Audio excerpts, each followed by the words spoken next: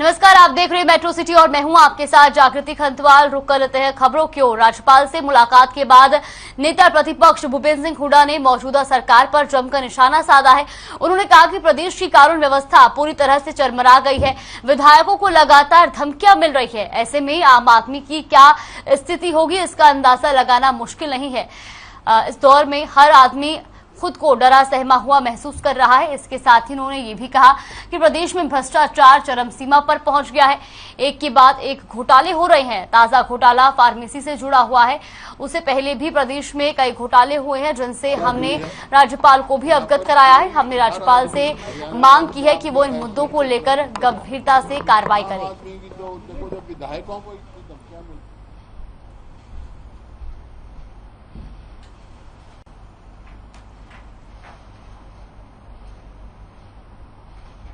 हमने ज्ञापन में 3 विषय रखे हैं। एक तो कानून व्यवस्था, जो हालात हुई है, यहाँ पर कोई हर आदमी हरियाणा में अपने आप को असुरक्षित महसूस कर रहा है। आम आदमी की तो देखो, जब विधायकों को इतनी धमकियां मिल रही हैं तो आम आदमी की क्या स्थिति होगी। और यही कारण है हरियाणा में इन्वेस्टमेंट भी नहीं आ रही है। एक कानून व्यवस्था बिल्कुल चरमरा गई है, इसको चुस्त दुरुस्त करें। दूसरा, भ्रष्टाचार चरम सीमा पर है।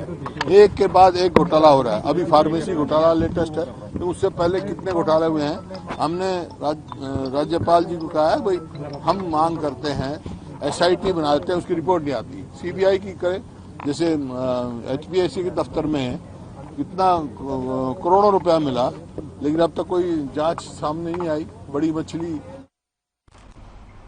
शिक्षा मंत्री कंवरपाल गुर्जर ने प्रदेश में हुई JEE मेंस की परीक्षा के आए रिजल्ट को लेकर सुपर 100 के बच्चों के अच्छे प्रदर्शन पर बधाई दी। इसके साथ ही उन्होंने प्रदेश में लॉ एंड ऑर्डर पर बयान दिया। उन्होंने कहा कि प्रदेश में लॉ एंड ऑर्डर की समस्या नहीं है, कोई विदेश में बैठकर कॉल पर धमकी दे रहा है। सरकार इस मामले को गंभीरता से ले रही है और जल्द ही अपराधी पर कार्रवाई होगी। जबकि हरियाणा के विधान भवन को चंडीगढ़ में जमीन मिलने पर शिक्षा मंत्री ने कहा कि अगर पंजाब को भी केंद्र सरकार जमीन देती है तो कोई एतराज नहीं है, लेकिन उनके पास अपनी अच्छी विधानसभा है। और साथ ही साथ उन्होंने कहा कि शिक्षा मंत्री कंवरपाल गुर्जर ने कहा कि PM ने अपने हाथ से द्रौपदी मुर्मू का नामांकन भर उन्हें सम्मान दिया है। इससे इस तरह से पेश नहीं करना चाहिए।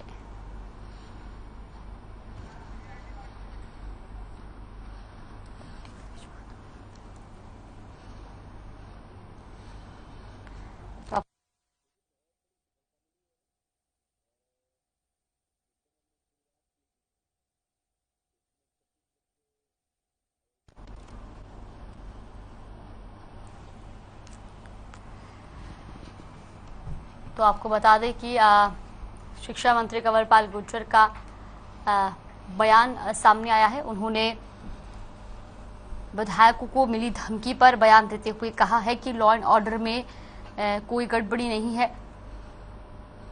कॉल विदेशों से आ रहा है और उस पर सख्त से सख्त कार्रवाई भी की जा रही है। इसमें आगे जांच की जा रही है और जो भी दोषी पाया जाएगा उस पर सख्त कार्रवाई की जाएगी। साथ ही साथ उन्होंने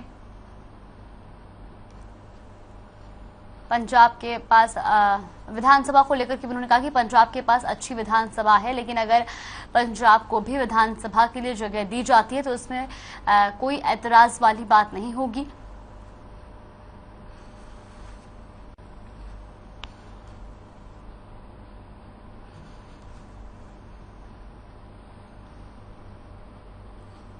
ये बहुत बड़ी सफलता मिली है। और जिस समय मैंने शुरुआत की थी इसकी, तो उस समय 26 बच्चे IIT में आए थे और हमें बड़ी खुशी थी। अगली बार 29 बच्चे IIT में आए और अब की बार जिस प्रकार से धमाका किया, 125 बच्चे IIT में हमारे आए हैं। मैं समझता हूँ ये बहुत बड़ी सफलता है। और मैं विशेष रूप से मिश्रा जी, जिनकी देखरेख में सारा काम शुरू हुआ है और जिनके मार्गदर्शन में काम चल भी रहा, तो पहले तो मैं उनको बहुत बधाई देता हूं। देखिए, उसके प्रति हरियाणा सरकार पूरी तरीके से गंभीर है और माननीय गृह मंत्री जी स्वयं उसको देख रहे। अगर वो कोई भी आदमी है और चाहे कहीं भी है तो निश्चित तौर से उसके खिलाफ कार्रवाई की जाएगी। लेकिन ये बात सही है कि कोई आदमी विदेश में बैठ के इस प्रकार की कॉल करता है तो थोड़ा टाइम तो उसमें लगेगा। देखिए, हमें कोई इतराज नहीं, अगर वो बनाना चाहते हैं नहीं वैसे उनकी अच्छी है बिल्कुल, अभी कोई जरूरत नहीं, मैं समझता, लेकिन अगर बनाना चाहते हैं तो हमारा कोई इतराज नहीं है उसमें, लेकिन हमारी तो जरूरत है, तो जरूरत के हिसाब से, क्योंकि अगर मान लीजिए कुछ टाइम के बाद परिसमन होता है अगली बार, तो निश्चित तौर से सीटें बढ़ेंगी आने वाले टाइम में, और सीटें बढ़ेंगी तो हमारे यहाँ कैपेसिटी बिल्कुल भी नहीं है, जितनी फुल कैपेसिटी उसका हम पूरी का इस्तेमाल कर रहे हैं। अगर सीटें आगे बढ़ती हैं तो संभव नहीं है वहाँ काम करना। वैसे भी हमारे पास जो हमारा हिस्से था 40%, 40 हमारे पास नहीं, 28% ही हमारे पास है। जसवंत सिन्हा, और अगर उन्होंने कहा कि निश्चित तौर से जो लोग अपराधी किस्म के हैं, चाहे भले ही वो वैसे समाज में अपराध करने वाले हों, चाहे आर्थिक अपराध करने वाले हों, उनके अंदर भय का वातावरण रहना ही चाहिए। अच्छा है, बिल्कुल होना चाहिए, भय का वातावरण क्यों नहीं होना चाहिए। जो लोग भ्रष्टाचार करेंगे, गलत काम करेंगे, वो रहना चाहिए, लेकिन हमने किसी के प्रति भी द्वेष के कारण इस प्रकार का कोई काम नहीं किया अभी तक। एक उदाहरण भी अगर वो दे दें कि कहीं इस प्रकार का हुआ तो, और हम ऐसे सैकड़ों उदाहरण दे सकते हैं जहां कोई कारण था जिस प्रकार कांग्रेस के टाइम में उनके साथ अन्य। हरियाणा के सहकारिता मंत्री डॉक्टर बनवारी लाल ने हरियाणा सचिवालय में प्रेस कॉन्फ्रेंस की। इस दौरान उन्होंने कहा कि अनाज के उचित भंडारण और उसे खराब होने से बचाने के लिए विदेशों में अत्याधुनिक साइलो तकनीक का इस्तेमाल किया जा रहा है। इन्हीं तकनीकों का अध्ययन करने के लिए उनके नेतृत्व में हरियाणा सरकार एक प्रतिनिधि मंडल यूरोप के देश इटली और जर्मनी का दौरा करके आया है। वहीं उन्होंने कहा कि वहां से आने के बाद, तो साथ ही साथ आपको बता दें कि उन्होंने कहा कि वहां से आने के बाद प्राप्त जानकारियों की अब एक विस्तृत रिपोर्ट तैयार करके सीएम मनोहर लाल को सौंपी जाएगी, ताकि यहां भी हैफेड में अनाज भंडारण के लिए अत्याधुनिक साइलो तकनीक का इस्तेमाल किया जा सके। साथ ही उन्होंने कहा कि कॉन्ट्रैक्ट फार्मिंग किसानों के लिए बेहतर विकल्प है। देशों में बहुत से किसान समूह बनाकर खेती करते हैं, हमारे यहाँ भी किसानों को कॉन्ट्रैक्ट फार्मिंग के साथ साथ समूह बनाकर खेती करनी चाहिए।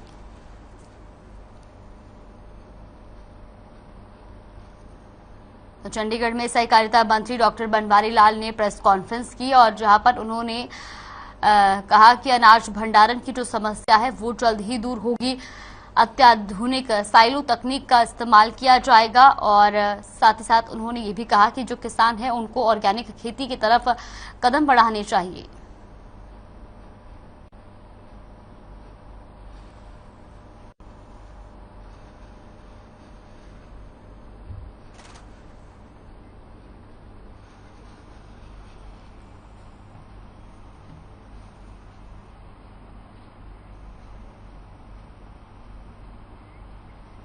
प्रदेश में पिछड़ा वर्ग आयोग का गठन किया, जिसके लिए सरकार ने आयोग के गठन की अधिसूचना जारी की।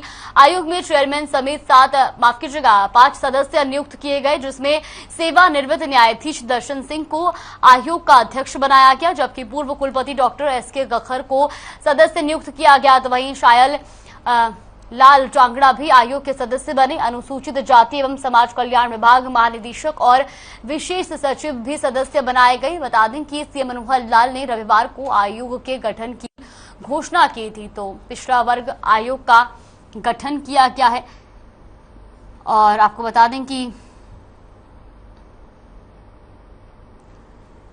सरकार ने आयोग के गठन की अधिसूचना जारी की। आयोग में चेयरमैन समेत 5 सदस्य नियुक्त किए गए हैं, जिसमें सेवानिवृत्त न्यायाधीश दर्शन सिंह को आयोग का अध्यक्ष बनाया गया है, जबकि पूर्व कुलपति डॉक्टर एसके गखर को सदस्य नियुक्त किया गया है। तो वहीं शायल लाल जांगड़ा भी आयोग के सदस्य बने हैं। इसके अलावा अनुसूचित जाति एवं समाज कल्याण विभाग महानिदेशक और विशेष सचिव भी सदस्य बनाए गए हैं। आपको बता दें कि सीएम मनोहर लाल ने रविवार को आयोग के गठन की घोषणा की थी।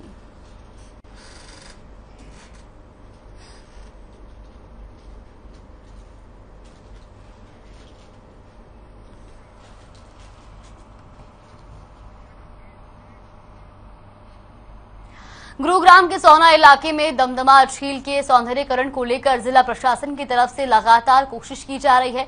दरअसल गुरुग्राम की दमदमा झील करीब 80 एकड़ में फैली हुई है। इस अच्छी जमीन के सौंदर्यीकरण को लेकर जिला प्रशासन की तरफ से रूपरेखा तैयार की गई है, जिसमें वन विभाग, पर्यटन विभाग और गुरुजल की तरफ से काम किया जाएगा। सीएसआर स्कीम के तहत पूरी योजना पर काम किया जाएगा। तो आपको बता दें कि मुख्यमंत्री मनोहर लाल के आदेश के बाद इस झील के सौंदर्यीकरण की रूपरेखा को तैयार किया गया है। और साथ ही साथ आपको बता दें कि इसके अलावा 500 एकड़ जमीन पर डायवर्सिटी पार्क भी बनाया जाएगा, जिस पर जल्द ही काम शुरू हो जाएगा।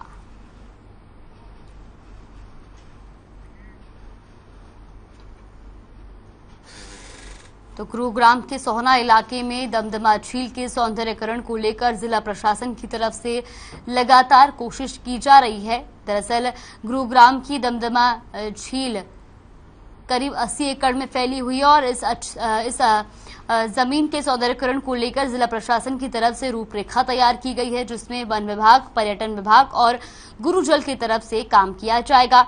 सीएसआर स्कीम के तहत पूरी योजना पर काम किया जाएगा। साथ ही साथ आपको ये भी बता दें कि मुख्यमंत्री मनोहर लाल के आदेश के बाद इस झील के सौंदर्यीकरण की रूपरेखा को तैयार किया गया है। इसके अलावा 500 एकड़ जमीन पर डायवर्सिटी पार्क भी बनाया जाएगा, जिस पर जल्द ही काम शुरू हो जाएगा।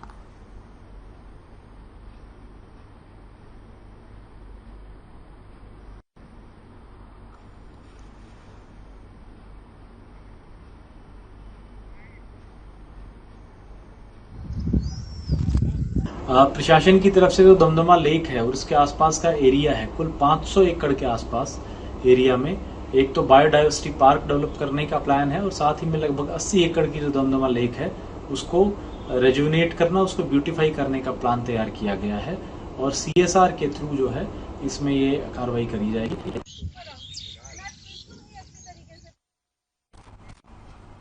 साइबर सिटी गुरुग्राम के कारोबारी ने स्पाइस जेट के निदेशक पर करोड़ों रुपए का फर्जीवाड़ा करने का आरोप लगाया है। गुरुग्राम के गोल्फ कोर्स की पॉश सोसाइटी में रहने वाले अमित अरोड़ा का आरोप है कि स्पाइस जेट के निदेशक अजय सिंह ने उसे कंपनी के शेयर देने के नाम पर धोखे में रखते हुए करोड़ों रुपए का चूना लगाया है। खुद को स्पाइस जेट का निदेशक बताने वाले अजय सिंह ने न केवल उनके साथ फर्जीवाड़ा किया है, बल्कि इस तरह का फर्जीवाड़ा कई और लोगों के साथ भी किया है।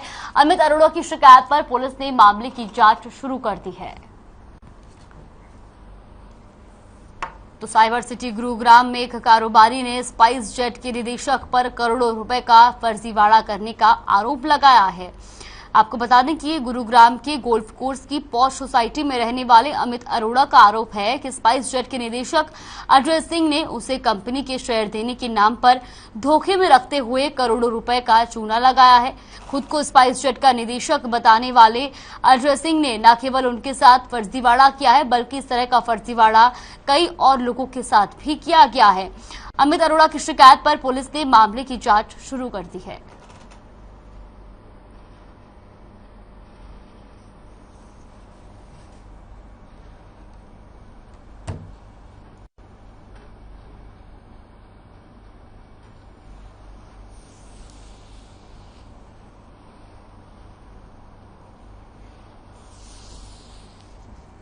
ये एक मिस्टर अमित अरोड़ा की शिकायत पे हमने सुशांत लोक पुलिस स्टेशन में केस रजिस्टर किया है। मिस्टर अजय सिंह और उनके साथियों के खिलाफ उनकी शिकायत प्राप्त होने पर कि उनके कुछ पैसे इन्वेस्ट करवाए गए थे और उसमें हेराफेरी करके उनके साथ चीटिंग की गई है, जिसका संबंध में केस रजिस्टर करके और इन्वेस्टिगेशन की जा रही है। इन्वेस्टिगेशन के दौरान जैसे जैसे फैक्ट सामने आएंगे उसके अकॉर्डिंग कार्रवाई की जाएगी।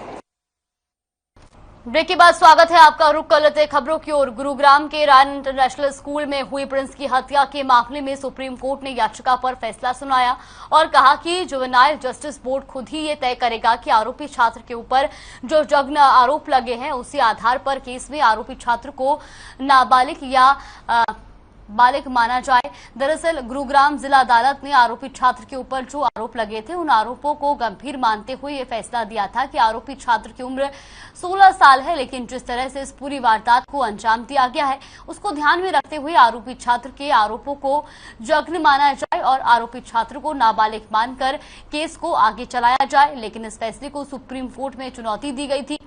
अब इस बीच मृतक छात्र की मां का ये कहना है कि 5 साल से वो न्याय की राह देख रही है, लेकिन उनके परिवार को न केवल मानसिक बल्कि शारीरिक और आर्थिक तौर पर भी परेशानी झेलनी पड़ रही है।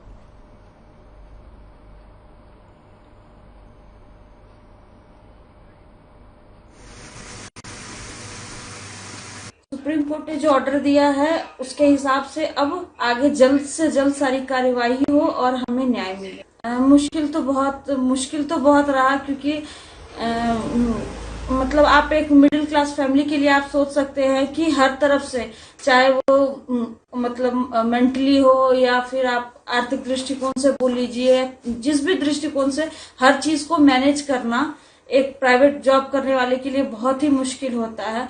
लेकिन हम फिर भी न्याय की उम्मीद लगा के बैठे हैं कि अब शायद हमारे बच्चे को आगे न्याय मिल जाए। बहादुरगढ़ पहुंचे बीजेपी प्रदेशाध्यक्ष ओम प्रकाश धनखड़ ने कहा कि सरकार निष्पक्षता पूर्व और सभी को साथ लेकर सामान्य विकास कार्य करा रही है। जनता को किसी भी प्रकार की दिक्कतों का सामना न करना पड़े, इसके लिए पारदर्शिता बरती जाती है। साथ ही उन्होंने कहा कि पंचायत चुनाव और जिला परिषद के चुनाव बीजेपी चुनाव चिन्ह पर लड़ेगी या नहीं, इसका फैसला पार्टी के नेताओं और उम्मीदवारों के साथ चर्चा करके लिया जाएगा। उन्होंने कहा कि आज तक बीजेपी ने सिंबल पर पंचायत, जिला परिषद और ब्लॉक समिति के चुनाव सिंबल पर नहीं लड़े, इसलिए फैसला उम्मीदवारों पर रहेगा कि वो चुनाव सिंबल पर लड़ेंगे या बिना पार्टी के सिंबल के चुनाव मैदान में उतरेंगे।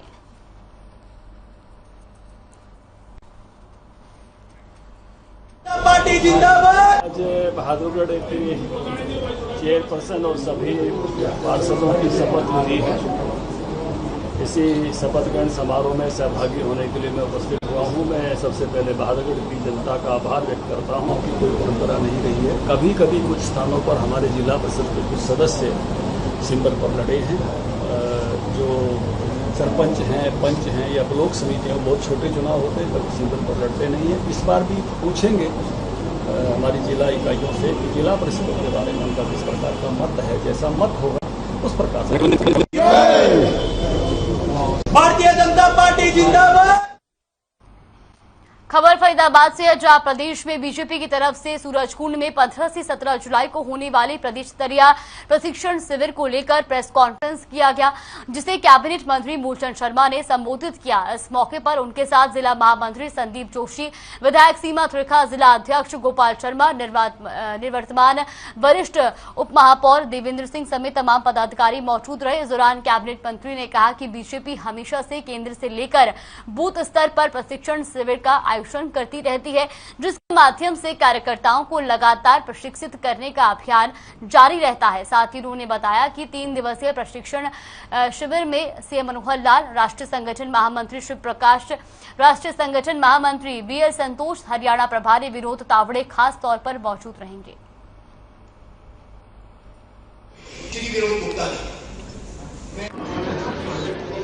सर, सूरजकुंड में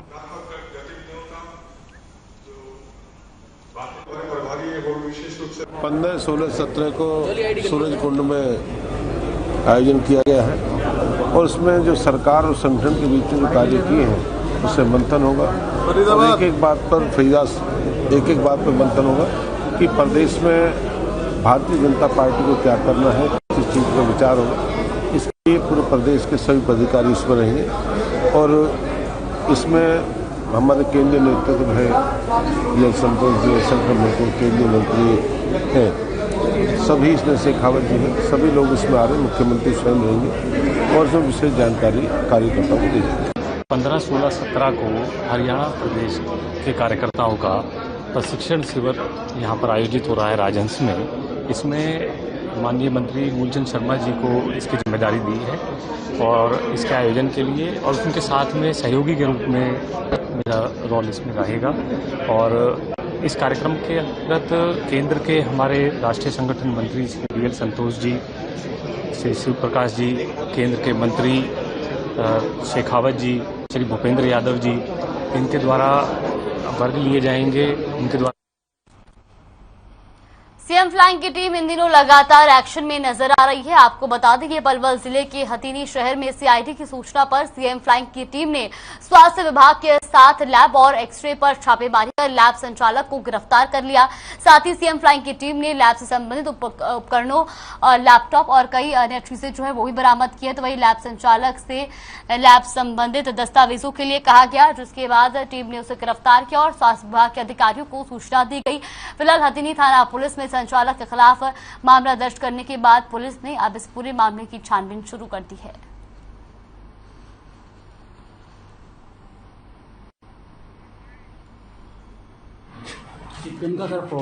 हमें गुप्त सूचना मिली थी कि हथीन में बालाजी X11 ये डायग्नोसिस सेंटर जो चल रहा है, इसमें इनके पास कोई डिग्री नहीं है। ये अपने मनमर्जी स्टैंप लगा के और साइन करके लोगों को दे रहे हैं, जो लोगों की सेहत के साथ, उनकी सुरक्षा के साथ बिल्कुल खिलवाड़ है। क्योंकि जिस इंसान को ये नहीं पता कि उस लैब टेस्टिंग में क्या होगा और वो उसकी रिपोर्ट बना के दे रहा है, उस आधार पे डॉक्टर इनकी दवा दे रहा है। तो यहाँ पे डॉक्टर की टीम बुला के और चेक कराया गया है।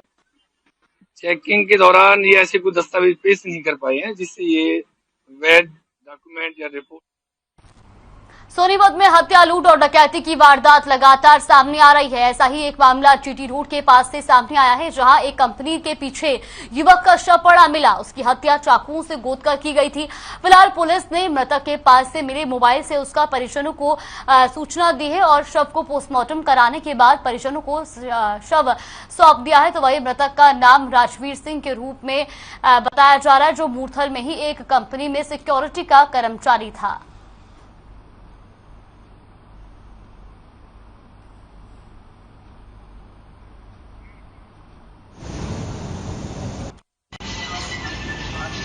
ये घर से गाड़ी 11 साढ़े 11 बजे के करीब है।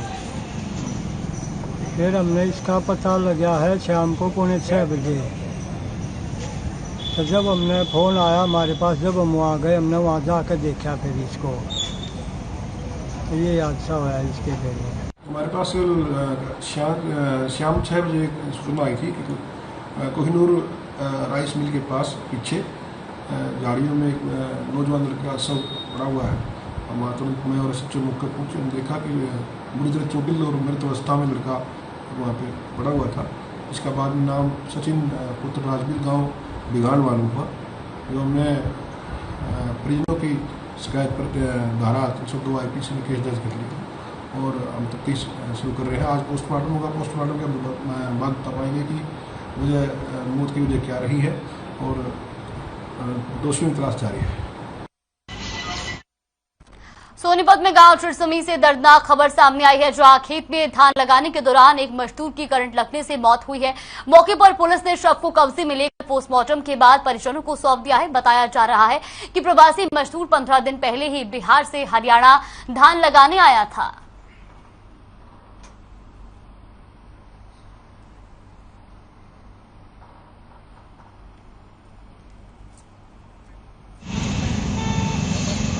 कल सूचना मिली थी कि मृतक जो धीरेन्द्र मंडल बिहार का है और ये चिरसमी गांव में बिजली लगा रहा था, तो रास्ते में बिजली के खंभे में करंट आने के कारण इसकी मौत हो गई।